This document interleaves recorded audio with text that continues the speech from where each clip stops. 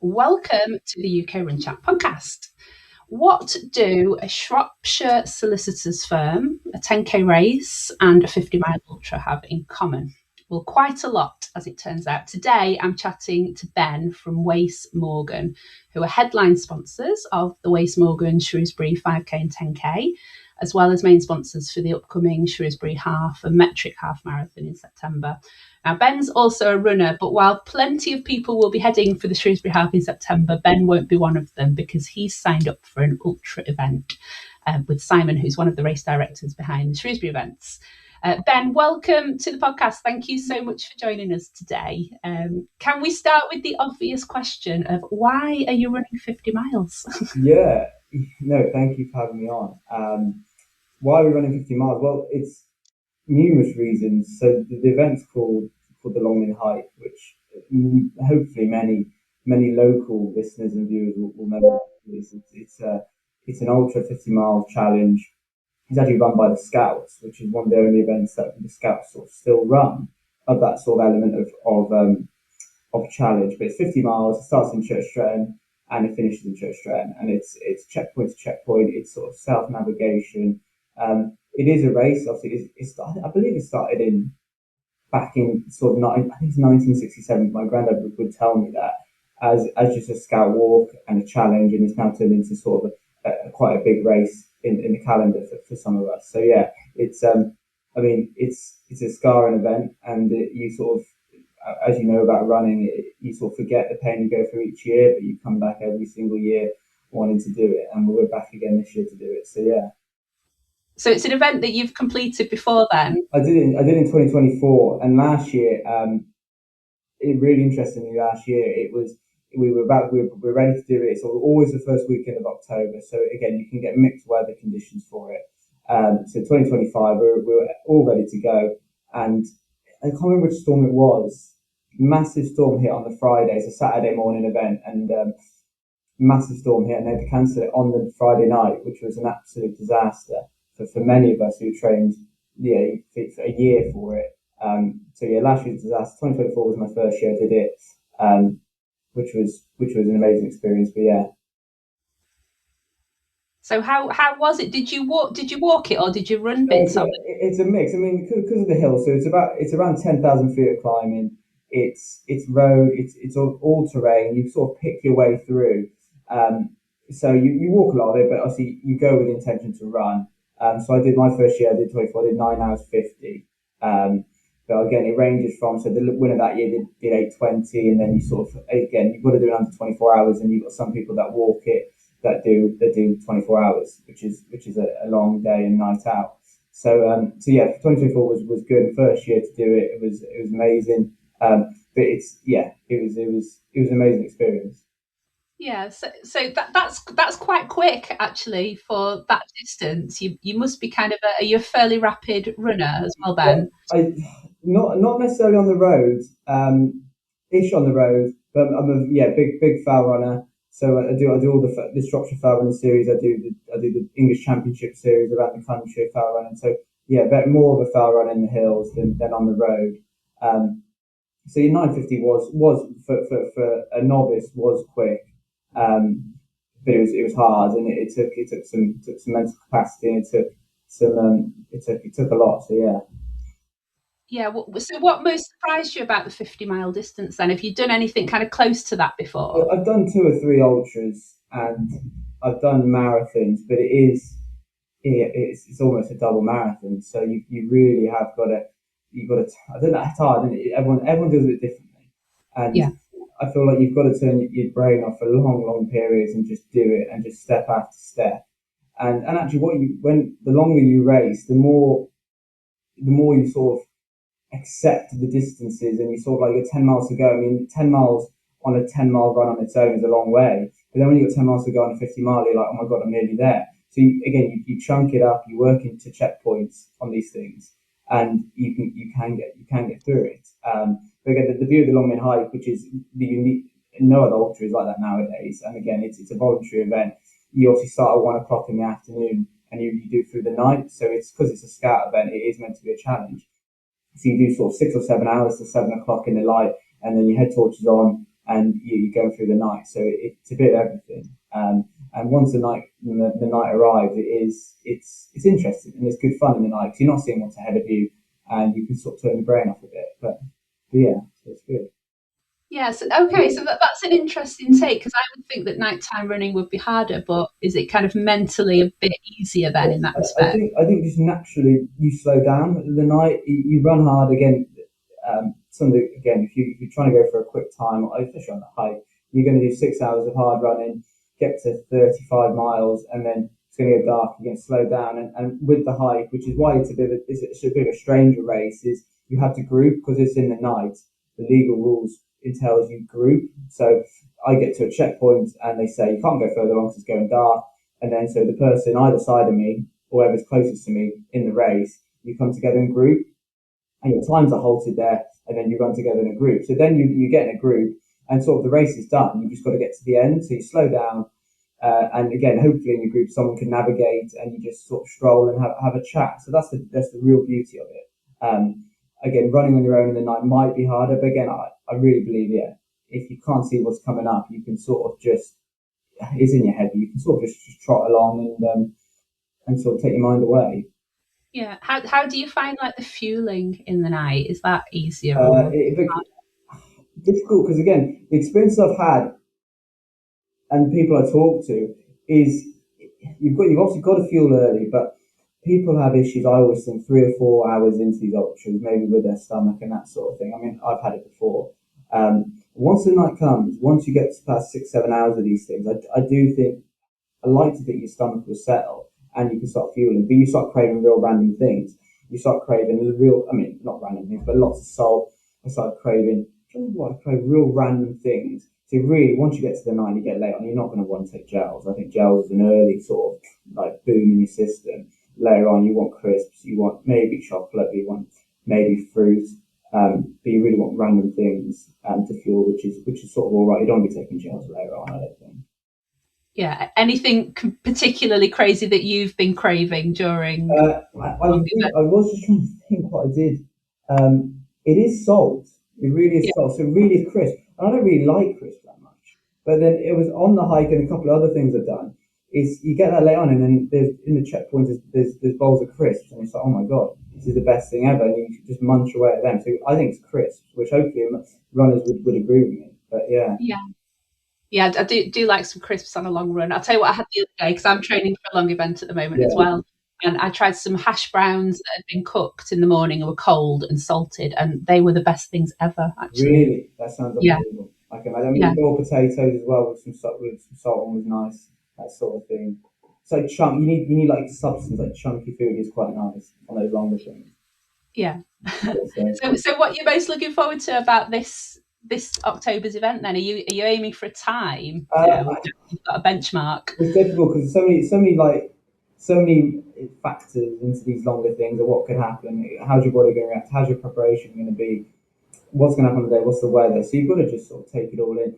I would love to go sub 8:30, but anything quicker than I did 2 years ago would be amazing. So yeah, 8:30 is sort of my aim, but anything quicker than 2 years ago would be amazing. Yeah, so we'll see.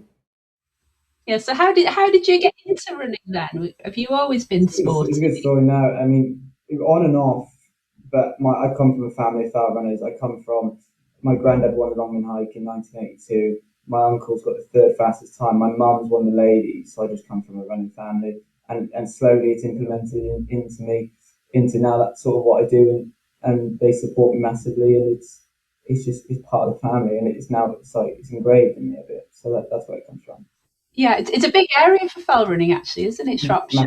Massive. Some of the greatest runners that people listening will never know have come from Shropshire. Mercia is the Church Train Running Club. Tim Davis, Simon Bailey, and great runners now who will never be known because they're not road runners or track runners. But yeah, it's a really strong area, really strong running club.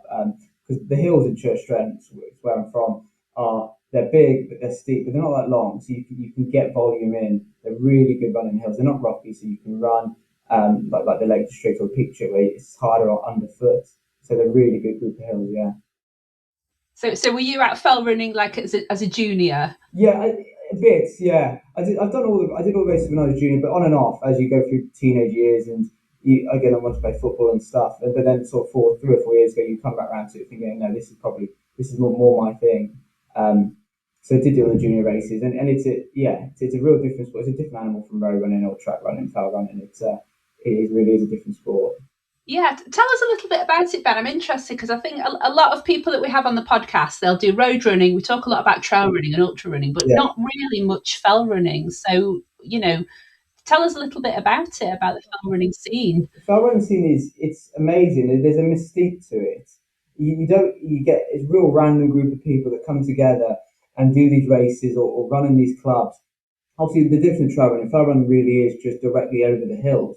So many races aren't on paths, aren't on tracks. They really are just, again, we stick a stump in the ground and you follow it up sides of hills, down sides of mountains. So it's really, really natural, really just on the terrain. I see most fell run races are organised by volunteers and clubs instead of being like organisations made for profit. And again, it's a sport which isn't that publicised and that famous in the running world because that's the way they want, because they don't want that many people racing in the hills and ruining the landscape. So it's a real fine balance they have. I raced last night in the Shropshire Summer Series, and you have 85 runners, and they don't want any more than 100 racing. So it is beautiful. It's 100 runners. Again, you go to these obviously marathons and the bigger stuff, you have hundreds and hundreds. They don't want that in fell running. Fell running is for the sort of the fair few that want to do it. And again, they want younger people coming in, but it's a really small community of runners that do it. Not means again, if you want to start it, please do it. But it's it's a really I'm still learning about it and all of it, but it's really interesting. It's a different sport from the rest of them. So is there any tips for running uphill then that you've got for our listeners? Running uphill, what I've learned over the years. Again, if you're going to actually run, which if you're going to do a fell race, you're going to be walking most of it on the climbs. Again, get lean forward, get those hands on those knees, and drive those knees up as like a power walk. Again, it's often walking is better than running in the fells. If you are going to run, I think I always try and think of get your back straight and get those knees up, but like short steps. Don't do long strides. Those sorts of things. But you're going to be power walking, so find an efficient way to power walk.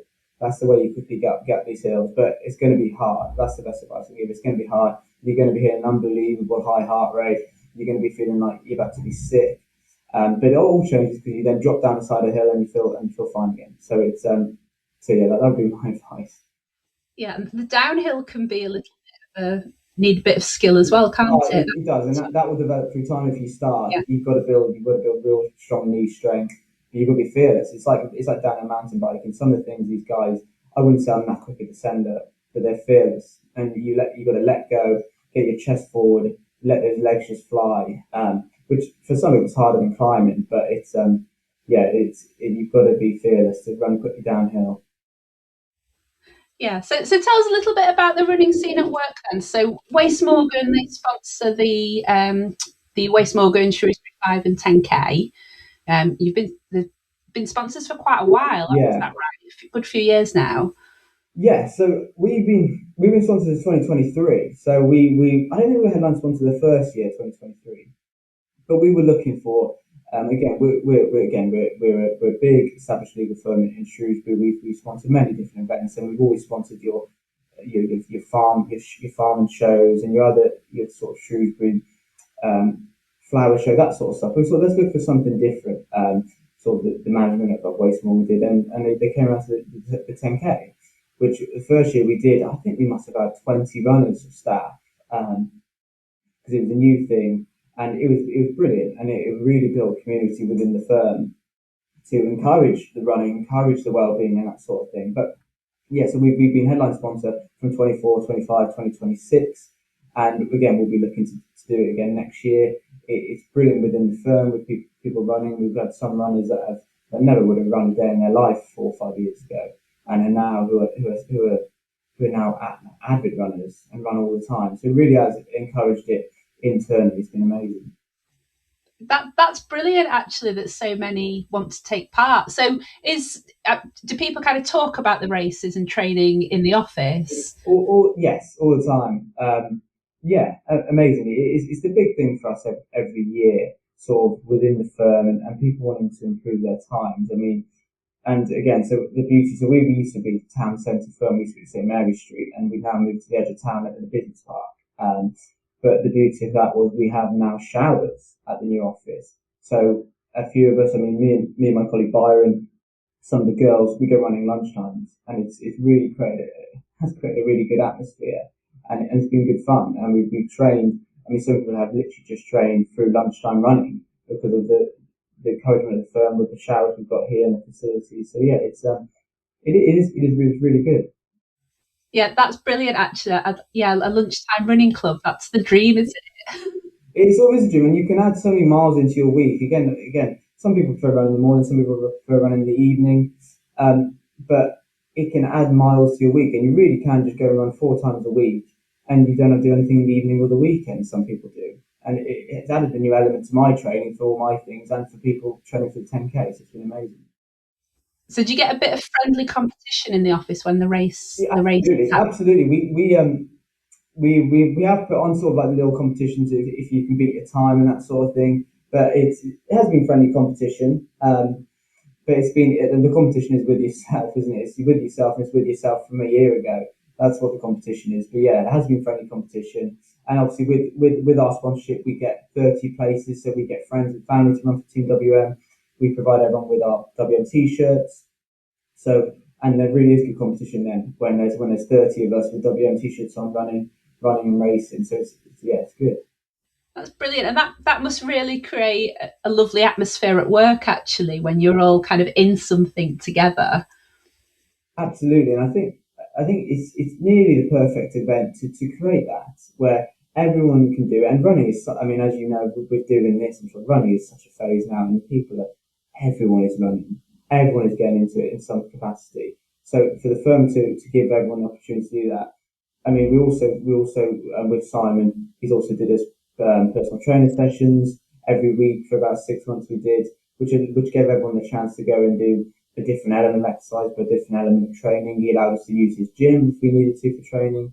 So it's great. It's created a really good atmosphere and a positive atmosphere at work. So yeah. Oh, that's brilliant that he's done that. Tell us a little bit more about what that involved then. So that was yeah, that was good. That was more a bit more hierarchy. But we did it. We've done it for the last two 10Ks where he's like, we'll do Thursday lunch. Come on down, and I'll do you sort of 35-minute high rock session or strength session or whatever session. And we went down to the Love to Stay, and yeah, you just do us a quick session. Sometimes we had 8 or 9 of us a couple of years ago. To this year we had 4 or 5 consistent people going. We invited some of our friends, friends from other firms to come along, and it was a good opportunity for PR opportunity, but it was good for the staff and good for us to go out and do something together, and it helped the training, and it was really good. Yeah, that's great, and I think that's especially good for those who are new into running as well. It gives them a bit of structure, doesn't it? I guess if they don't know how Yeah, to train for an event. yeah, it is. You know what? It's been for two or three of the staff here. It has. We've had opportunity to run at lunchtimes, which I do with them. So they sort of had that element of the consistent running each week, and then we've done a bit of strength work, which is. And I listened to one of your other podcasts, which is obviously a major thing now. The strength work with the running it's groundbreaking, and give people a bit of an idea of what you could be doing with that as well. Because it's not all about just doing disgustingly long miles and all that sort of thing. You can do so much different than that. And so yeah, it's giving people sort of a balance of the both to learn, and for all of us to learn. So yeah. Yeah, no, you're right. That strength training high rock side has got to have benefits for all levels of runners as well, hasn't it? Like it must help you with your fell running as well. I guess you do all that sort of work already, do you? Yeah, yeah, I do. Yeah, I do. But it helped a lot, and yeah, fell running especially, you need muscle, almost need muscle strength, and you need proper like stepping strength and that sort of thing. So it does really help the high rocks and the real like hard strength training, and it would help for road runners and all of that. But yeah, it's good for the fells.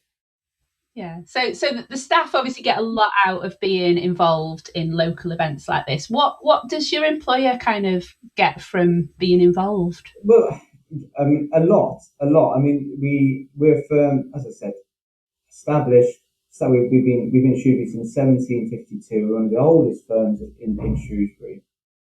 So over the years, I mean, the directors of Wace Morgan idea, we care about the community, and it is supporting the community. And I think looking at the 10K from a different view now, with being involved with Wace Morgan, it really is the biggest event in the town. I mean, 1,500 runners plus more race, and with the amount of people on the streets, it's amazing. So I mean, obviously, technically, the brand awareness we get, all that sort of that marketing jargon is brilliant. But the community side is fantastic, and building a reputation for being involved in your running events and that sort of thing, which we're building now slowly, has been fantastic. It's given the directors an opportunity to run themselves, given an opportunity to get to know new people as a firm, as a company. And again, it has brought on more clients with just the brand awareness and saying, "Oh, you're sponsors of 10K.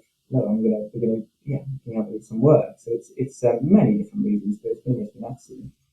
Yeah, and I think that community of being part of something, the biggest event in town is great, not just for the company, but also for the staff, isn't it? To be part of something and feel a bit of a sense of achievement as well. It's an absolute sense of achievement for the directors and for all of us in different ways. And yeah, I do think it is probably the biggest event Shrewsbury has now every year. So it's excellent. We're headline sponsor, and we're front and centre every single year. Yeah. So have you seen anyone at work who wasn't really a runner but has kind of got involved in the events and just because other people were doing it? Yeah, we get a funny mix of 2 or 3 people that don't run, and then they'll just do the 10K, which I would never encourage not to do any training. But they go and enjoy it on the day, and then maybe the next year they thought, "Oh, I might do a bit of training," and then it goes from there. That's all. And but no, one my colleague in my team, he did no running most of his life. His name's Byron, and we've made a few social media things about him. And he sort of the first year, as I said, didn't do anything, then did it, and that's the hardest thing ever. So let's do a bit of training. And in 2024, did a bit more, and then this year we've been running 3 times a week at lunchtimes. There's a bit of strength work. And so it's gone from before Wace Morgan sponsored 10K, no running, nothing, to now he's an avid runner. He's going to do, there's other races now, so he's going to give the half marathon a go. He's going to go and do 10K, all sorts of different things. So it really has turned someone's life around in that sense. That's brilliant, actually. So he's doing the half marathon in September, you say? He might give the metric a go. I don't know which one he's going to do yet, but he will be there. He will be there doing it, which is fantastic. So yeah. Yeah. So you'll have been getting in some lunchtime miles with him doing that, will you? Or probably.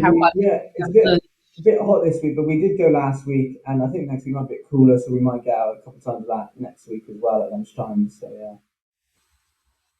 Yeah, brilliant. So how many people have you got doing the half marathon? I believe we've got 2 or 3 confirmed. It's an awkward time of year, and we pull our eggs into the 10K basket a little bit. Yeah, so I don't run, but hopefully we'll be there at the finish line. So hopefully it'll be three of us doing it. But we do have people that go and watch it. One of our staff is volunteering on it. So yeah, we are going to be there. We are going to be there ready to enjoy it. So yeah. Yeah, oh, that's brilliant. And if anyone out there listening is doing the Shrewsbury Half Marathon, then do look out for Wace Morgan kind of in the race and in the volunteers. But you, of course, have got your Long Mynd Ultra the week after, haven't you? So where are you up to with training at the moment? What do you normally do as a max before a 50 miler? It's hard, isn't it? How do you do it? I mean, I very luckily, and I have a sort of a coach that helps me do it, helps me through it. A bit more, not like the runner app, a bit more someone I know who's helped me, because I didn't really know how to train for a 50 miler. What do you do? Oh my god! So yeah, the next 3 weeks is big mileage, and 3 or 4 weeks hard, and then I've got a 20-mile skyline, Stretton skyline, and then you sort of maybe a couple of long slow ones, and then 2 weeks out you're doing very little, then you're just trotting about a bit. So yeah, this is sort of mega time at the moment. Yeah, so the Stretton Skyline that's a fell race, is that right? That's probably the big. That's a fell race. That's Mercy's big race. Stretton's big sort of fell race, 20 miler, 6th of September. So that's a real famous good race. So I look forward to that. yeah, that's sort of the last sort of dress rehearsal before the hike, that one. So will you be racing that, or is that forming part of kind of an easy training? That'll be raced. The skyline and the hike are the two big things, and I'll be racing both of them. So that Yes. was a great race. I'll be up for that racing that. Yeah. So you've got a good month's recovery, haven't you, in between them? Yeah. It's a month's recovery. So yes, good point. Yeah, month scary, but yeah, month's recovery. Yeah. So have you been training on your own for this then? I know you've got someone to help you, but I know because Simon's doing it as well, isn't he? Yes, I know he is. Simon is doing it, and yeah, Simon is doing it. Sorry, yeah, you mentioned that earlier. Yes, I saw his Facebook. Yeah, no, that's the thing. No, I'm a bit. Yeah, I do have people I do a bit of training with, but no one is going to do the hike with me. So yeah, it's a bit on my own, which is something I need to work on. I think years ago, past trying to find some proper training partners who I can do most of it with. But yeah, mainly on my own, which is tough sometimes. But yeah, it is tough, isn't it? Like you've got to motivate yourself to really get out and get the training miles in. Yeah. There's nothing better than being sometimes getting yourself out when you don't want to, and getting out. I mean, I go out in the hills on your own is lovely. It's a really euphoric feel about it. But sometimes you just want to take your mind away and just sit there and talk rubbish to someone. So yeah, there's a balance to it. Yeah, I don't know. I think the nice thing about events of that length is you do tend to bump into people en route, don't you? Then you can have a bit of a chat with people for 15, 20 minutes or so. Yeah, so I guess you're never on your own, are you? No, and those longer ones, yeah, you're not as intense, so you can sort of relax a little bit, and then you can get to conversation and that sort of thing too. That's nice. Yeah. So, have you got a strategy for race day? Or are you just going to see what the day brings? Difficult. Because you don't know. I mean, with that sort of length of running, some people will know, but it's what happens to your body after the marathon distance. Well, how are you going to deal with that? It's hard to train past 25 miles. Yeah. So what will your body do at that point? So it's hard to predict that. So the strategy will be just to feel it in the moment and just see how you feel and just go with the feeling of in the moment and hope you're feeling all right around 25, 30 miles and see if you can hang on. So it's it's hard, but it'll be on feeling and see how I'm feeling on the day more likely. Yeah. Yeah, I think it's like you say, when you hit 30, 35 and you're thinking I've still got 20 or 15, 20 miles to go. What keeps you going at that point? What keeps you going hard? What keeps you going at that point? People watching you. Like I've got people, family. Often on the hike, and people through the night following you, friends and family. That's unbelievable. But it's the thought of finishing. I think it's the thought of doing it and finishing it, and then again when you're in the last 20 miles, in 4 or 5 hours time, I'm going to be sat at home, I'm going to be done, and I think that should drive people on, just the thought of getting to it and the euphoric, unbelievable feeling you're going to have at the finish will just be unbelievable. Yeah. Oh, amazing. Oh well, yeah. All the very best of luck with it. Thank you. It sounds epic, actually. Hopefully they've got some good snacks en route. I hope so. Yeah, God, let's hope so. Some random snacks. Oh well, thank you very much for joining us. No worries. And yeah, have you got anything to say to people who might be thinking of entering maybe the 10k, the 5k, 10k next year, or the half marathon this year? Again, my experience half marathon is limited, and I'm going to go this year and see that the Shrewsbury 10k, 5k, the 5k race was excellent to add on as well. I think it is one of the most special sort of road town events I've been to and I've heard about. It is a special event. There's so many people out on the road. It is a hard route, it's a hard race, but it is an amazing race. The quarry is a very special place to finish a race.